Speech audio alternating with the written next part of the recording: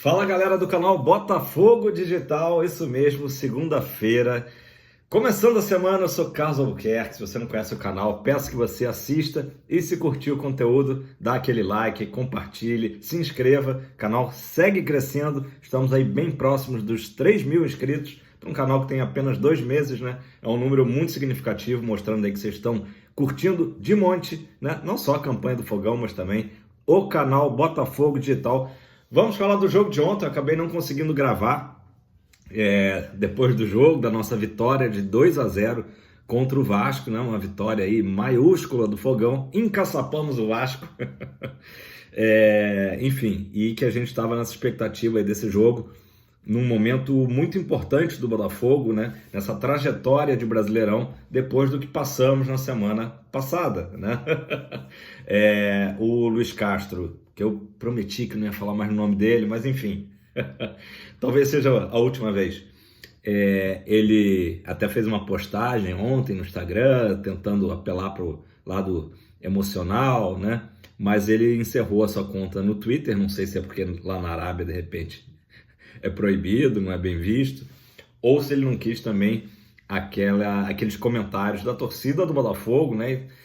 Que não ficou nada satisfeita com a maneira como a coisa se deu, mas enfim, página virada, vamos falar do jogo de ontem com o Cláudio Caçapa, né? Cláudio Caçapa fez sua estreia aí à beira do campo, na verdade ele e o Lúcio Flávio, né? O Lúcio Flávio assinou como treinador, enfim, e claro que foi importante a participação do Lúcio Flávio, porque era impossível, né? Por mais que o Caçapa tenha feito uma imersão ali de 24 horas no elenco do Botafogo, né? Era impossível ele saber de tudo que se passa, dos jogadores ali, e deu para ver realmente o dedo do Luiz Flávio nas entradas, por exemplo, do Kaique, do próprio Carlos Alberto, que fez o segundo gol ali, derradeiro, né, no finzinho da partida. Carlos Alberto que não vinha sendo aproveitado com o técnico anterior, né? Enfim, mas foi uma partida que a gente já imaginava Botafogo, enfim, Newton Santos lotado, né? Cerca de 40 mil torcedores empurrando o Fogão, mas naturalmente com as dificuldades de um clássico, né? O Botafogo foi muito bem, primeiro tempo já criou inúmeras oportunidades, né? E por muito pouco o Botafogo não saiu do primeiro tempo já em vantagem, né? Teve a bicicleta do Tiquinho, cabeçada do próprio Tiquinho também raspando a trave, Júnior Santos também deu uma cabeçada muito boa também, que trincou ali a trave do Vasco, enfim, uma série de lances. Teve aquele lance que o Eduardo estava entrando sozinho também, sofreu a falta na entrada da área, cabia até talvez o VAR ter chamado para um possível cartão vermelho para o defensor do Vasco, mas enfim, o Botafogo fez uma boa primeira etapa, né? Mas sempre tem aquele nervosismo do clássico e fomos assim para o intervalo, né? No segundo tempo o Vasco até ensaiou ali algum tipo de reação, mas a verdade é que o Vasco não levou praticamente perigo ao gol do Botafogo, exceto aquele lance que o Adrielson deu uma bobeada, né? Não é normal, né, para o nosso zagueiraço Adrielson, que ontem completava 50 jogos com a camisa alvinegra. Ele deu uma dormida ali, uma cochilada, de repente faltou alguém gritar ladrão e tal, e o nosso goleirão Perry, né? Perry salvou com o seu Perry, com o seu pé, ali meio de canela, pé, o lance com o Alex Teixeira, né, que entrou livre. Ali foi o único lance de perigo real do Vasco no jogo todo, né? O Botafogo controlou muito bem a partida, abriu o placar com o Luiz Henrique, né, numa boa enfiada do Tiquinho Soares. Tiquinho Soares, quando não faz gol, né, quando não tem gol do Tico, tem uma assistência disparada aí, o melhor jogador do campeonato, artilheiraço do campeonato, e também numa assistência muito boa para o Luiz Henrique, que é sempre bom ver o Luiz Henrique marcando gols, né, para ele, inclusive, viver esse momento aí melhor dele no Botafogo, né. Quem também subiu muito de produção, falando em ponta, foi o Júnior Santos na segunda etapa, né. O Júnior Santos fez excelentes jogadas no segundo tempo, e o Botafogo também, depois daquele iniciozinho ali que o Vasco tentou alguma coisa, o Botafogo foi de novo dominando amplamente a partida. Um jogo que teve chuva, né? Um jogo que ainda teve Já era um jogo dinâmico no primeiro tempo sem chuva, depois com chuva ficou ainda mais rápido, ficou mais ali brigado, não foi um jogo plasticamente bonito de se ver, mas o Botafogo teve mais uma atuação muito segura, né? E interessante também que o Botafogo não se desesperou até sair o primeiro gol, né? A gente vê hoje um time maduro em campo, uma equipe com jogadores experientes e sabendo controlar bem a partida, e o momento certo, né, de ser ali decisivo foi o que aconteceu no gol do Luiz Henrique, e depois já no finalzinho, já a partida já estava indo ali para o seu final, o gol do Carlos Alberto numa assistência do Kaique, que entrou bem, né? Muito bom ver o Kaique aí entrando bem. O Segovinha também entrou no segundo tempo, cumpriu ali o seu papel, enfim, de jogador, né, incisivo, driblador, né? E a equipe novamente muito bem no geral, Tietê, Marlon Freitas, Eduardo, talvez até para mim o destaque da partida, né? De novo, né? Às vezes ele não é um jogador que apareça tanto, mas faz ali aquele trabalho de meio de campo muito bem, né? E só lamentar realmente a contusão do Rafael, né? Uma lástima, assim, acho que foi o único ponto negativo da tarde de domingo, a saída do Rafael. O Botafogo já comunicou que parece ser uma lesão grave, que provavelmente vai tirar o nosso lateral do restante do campeonato. A gente só pode desejar aí uma boa sorte, força para o Rafael, mais uma batalha aí. Enfim, uma pena mesmo. Foi, de fato, o único momento negativo aí do dia de ontem, né? Enfim, seguimos, né? Mas também foi legal ver ali depois as cenas no vestiário dos jogadores unidos, apoiando o Rafael. Isso aí mostra o quanto que o grupo tá num clima muito bom, né? E cala a boca aí das pessoas que tentaram plantar uma crise no Botafogo nessa última semana, né? Inclusive eu vi alguns comentários bem interessantes no que diz respeito também ao fato dos jogadores estarem fechados e na questão também de mostrarem o valor do grupo, né? Parece que antes existia muito aquela coisa, é o trabalho do Castro, o Castro, o Botafogo do Castro, e tiravam a importância dos jogadores. Os jogadores do Botafogo querem justamente provar, né, que eles são os protagonistas do espetáculo. Eu vi até um vídeo também do TF comentando algo que eu concordo integralmente, que é o fato de que o Textor acabou atribuindo muitos poderes ao Luiz Castro, né? Desde que o Castro chegou, aquela coisa, é meu sócio no Botafogo Way, enfim, que o TF acabou comentando como se estivesse entregando a chave, né, do Botafogo para o Luiz Castro, e que talvez no próximo treinador, que a tendência que seja o Bruno Lage, né, seria interessante que ele não tivesse assim tantos poderes, né, e ainda juntou também com o fato do nosso antigo treinador ser muito centralizador, né, então tudo passava por ele, e isso acabou pesa no clima, né? Pesa no clima. Então, assim, as notícias da última semana de que os jogadores estavam deprimidos, né? Até vi esse tipo de manchete com a saída do Luiz Castro. Isso aí não é verdade. A gente percebeu até nas falas do próprio Tiquinho, né? Do se ficar bom, se não, boa sorte. Assim, nem tudo eram flores, né, digamos, no Botafogo, da família Botafogo, com o Luiz Castro. Essa que é a verdade, né? É claro que o trabalho era muito bom, não vamos aqui negar, né, que o Botafogo vive essa grande fase, né, e construiu essa grande campanha com o trabalho do Luiz Castro, mas tem que ser dito as verdades, né? O grupo do Botafogo se sentia um pouco, né, isso aí nunca foi externado, são informações aí internas, se sentia um pouco desvalorizado quando todo o foco era em cima do comandante, né? Então, o Textor, de repente, errou lá atrás nessa coisa de entregar muito todos os poderes ao Luiz Castro, porém, acertou agora trazendo o Cláudio Caçapa. Cláudio Caçapa né, aquele cara gente boa, assim, que a gente vai ali já se afeiçoando, né, ao Cláudio Caçapa. Começou muito bem a coletiva pós-jogo, elogiando a torcida, né, disse que aconteceu algo extraordinário ontem, que foi de fato o apoio dos 40 mil botafoguenses, ou mais 40 mil botafoguenses no estádio. Foi uma coisa ali inesquecível para ele, né?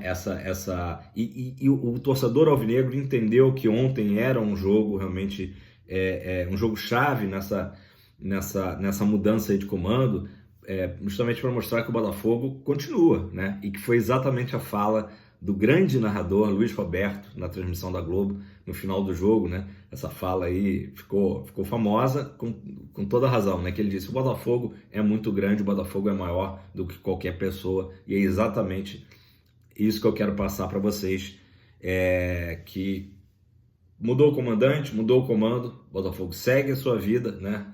O Luiz Roberto foi muito feliz, né, nessa fala, e foi justamente o pensamento ontem do torcedor alvinegro, né? O Botafogo continua jogando da maneira que vinha jogando, o Caçapa mesmo frisou, né, a palavra continuidade, né? A palavra continuidade, não adianta querer mudar um time que está funcionando, né? A gente tem que reconhecer que o modelo de jogo vem funcionando e vem construindo essa campanha avassaladora do Botafogo, 13 jogos, 11 vitórias, assim, fora da curva, né? A campanha que o Botafogo vem fazendo. Então foi muito importante isso do Textor ter trazido o Caçapa, alinhado ali, obviamente, com o Lúcio Flávio. O Lúcio Flávio não contaria com esse apoio todo da arquibancada, por ele já ter um desgaste, né, do passado. Quer dizer, é um cara que é querido no Botafogo, é um cara que tem uma história no Botafogo, porém ainda não está pronto para ser um técnico do time profissional, né? Teve problemas no próprio Sub-23, a equipe acabou sendo dissolvida, né? Então, claro que ele foi importante ali ajudando o Caçapa a conhecer o grupo nesse primeiro momento, né? Porém, a presença do Caçapa foi fundamental, eu diria que fundamental. E ele comenta também na coletiva pós-jogo que ele vai dar essa continuidade, mas aos poucos ele vai colocar algumas coisinhas ali do jeito dele, né? E ele fala: olha, eu gosto de uma equipe que comece muito bem defensivamente, né? A importância de não se tomar gols, né? E depois, claro, também sem dispensar a parte ofensiva, que o time goste de ter a bola, né? Ele se divirta com a bola, ofensivamente falando, né?